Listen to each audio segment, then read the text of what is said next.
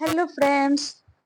आज है 11 मई। तो आइए देखते हैं 11 मई से रिलेटेड कुछ मोस्ट इंपॉर्टेंट करेंट अफेयर और उससे रिलेटेड कुछ फैक्ट्स। और आप किसी भी कम्पिटेटिव एग्जाम की तैयारी कर रहे हैं तो करंट अफेयर का ये एपिसोड एंड तक जरूर देखें। और आप चैनल पे नए हैं तो चैनल को सब्सक्राइब कर लीजिएगा। तो आइए शुरू करते हैं आज का सवाल।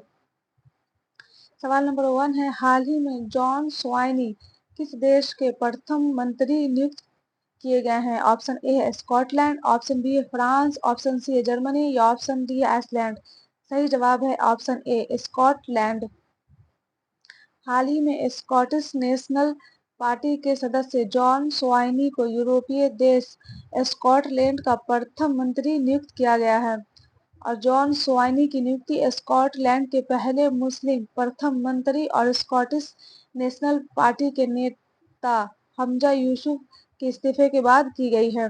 जॉन स्वाइनी 2014 से 2023 तक स्कॉटलैंड के उप प्रथम मंत्री के रूप में कार्य किया था। स्कॉटलैंड यूनाइटेड किंगडम का एक देश है।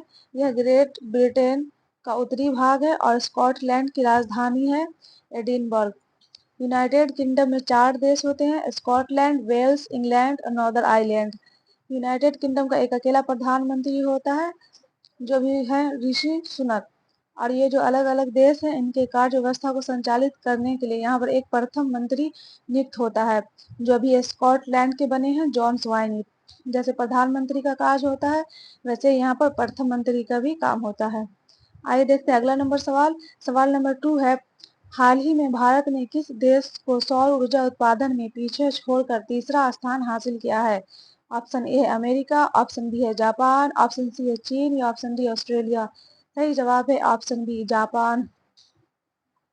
हाल ही में भारत ने सौर ऊर्जा उत्पादन में जापान को पछाड़कर तीसरा स्थान हासिल किया है।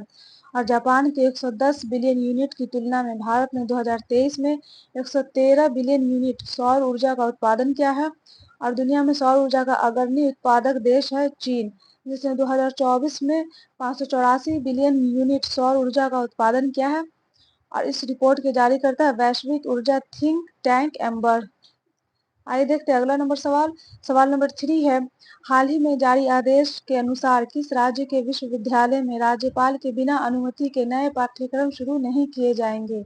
ऑप्शन ए है Bihar, option B Uttar Pradesh, option C है झारखंड या ऑप्शन डी है बंगाल। सही जवाब है ऑप्शन ए बिहार। हाल ही में 6 मई 2024 को राज्यपाल राजेंद्र विश्वनाथ अर्लेकर ने राज्य भवन में बिहार के विभिन्न विश्वविद्यालयों के कुलपति के साथ बैठक की। इस बैठक में राज्यपाल सह कुलाधिपति राजेंद्र विश्वनाथ अर्लेकर ने सभी विश्वविद्यालयों को आदेश जारी करते हुए कहा कि बिहार के विश्वविद्यालय में अब बिना राज्यपाल की अनुमति के कोई भी नया पाठ्यक्रम शुरू नहीं किया जाएगा। आइए देखते हैं अगला नंबर सवाल। सवाल नंबर 4 है, निम्नलिखित में से वैज्ञानिक और औद्योगिक अनुसंधान परिषद CSIR की स्थापना किस वर्ष हुई थी? Option A 1990, option B 1942, option C 1950 या ऑप्शन डी 1960। सही जवाब है ऑप्शन बी 1942। CSIR की स्थापना सितंबर 1942 में हुई थी और यह भारत का सबसे बड़ा अनुसंधान एवं विकास संगठन है। और इसका वित्त पोषण विज्ञान एवं प्रौद्योगिकी मंत्रालय द्वारा किया जाता है। और इसका उद्देश्य राष्ट्रीय महत्व से संबंधित वैज्ञानिक और औद्योगिक अनुसंधान करना है। और CSIR के अध्यक्ष होते हैं प्रधानमंत्री जो भी हैं नरेंद्र मोदी। आइए देखते हैं अगला नंबर सवाल। सवाल नंबर 5 है, हाल ही में संयुक्त राष्ट्र द्वारा किस दिन को विश्व फुटबॉल दिवस के रूप में मनाए जाने की घोषणा की है? ऑप्शन ए है 10 मई, ऑप्शन ए है 10 मई, ऑप्शन बी है 15 मई, ऑप्शन सी है 20 मई, ऑप्शन डी है 25 मई।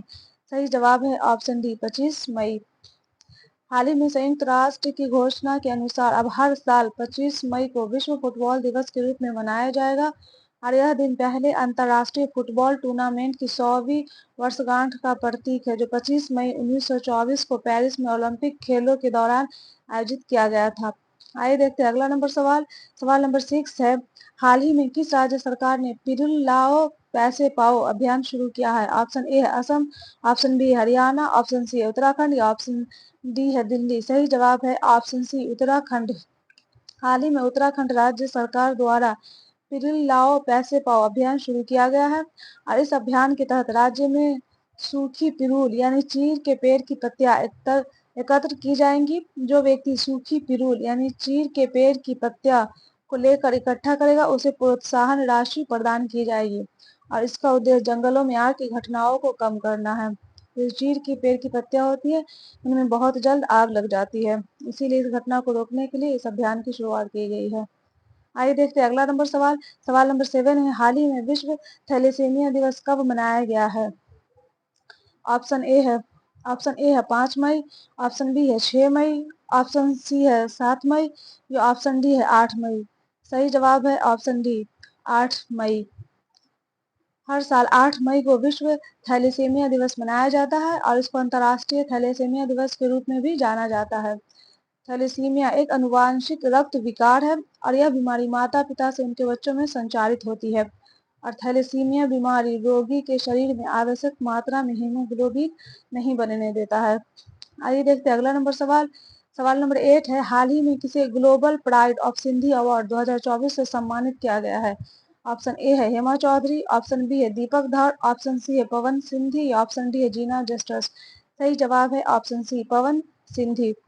हाल ही में global pride of Sindhi award 2024 से पवन सिंधी को सम्मानित किया गया है और नोवाक जोकोविच को Laureus world sportsman of the year 2024 award दिया गया है और बांग्लादेश की गायिका रिजवाना चौधरी बनिया को पद्म श्री पुरस्कार हाल ही में मिला है और अंतरिक्ष यात्रा योगदान हेतु पाबुलुरी सुब्बा राव को आर्यभट्ट पुरस्कार से सम्मानित किया गया है।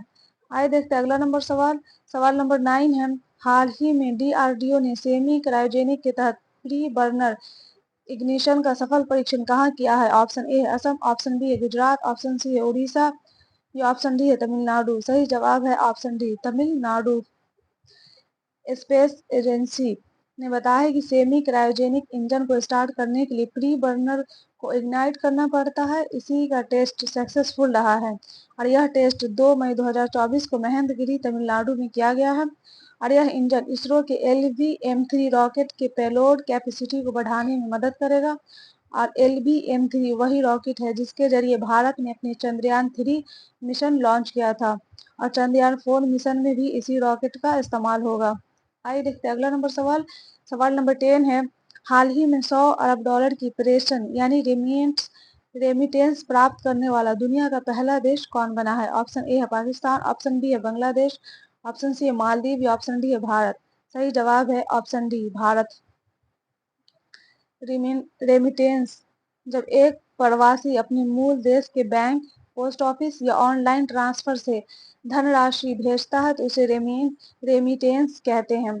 संयुक्त राष्ट्र immigration agency International Organization for Migration 2024 report के अनुसार वर्ष 2022 में भारत में 100 अरब डॉलर का प्रेषण यानी रेमिटेंस प्राप्त करने वाला दुनिया का पहला देश भारत बना है और रेमिटेंस प्राप्त करने वाला शीर्ष देश है भारत, मैक्सिको और चीन। ये था करंट अफेयर का एपिसोड। अगर आपको एपिसोड अच्छा लगा हो तो एपिसोड को लाइक कर दीजिएगा और चैनल को सब्सक्राइब कर दीजिएगा और अपने दोस्तों के साथ शेयर भी कर दीजिएगा। Best of luck, take care.